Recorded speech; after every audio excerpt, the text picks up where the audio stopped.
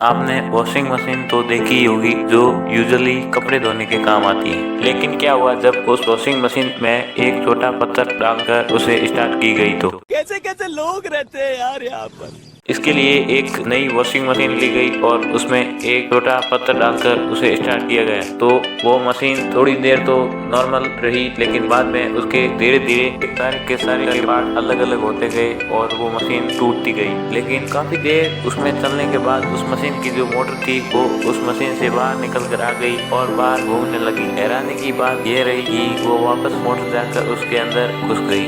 कौन है ये लोग?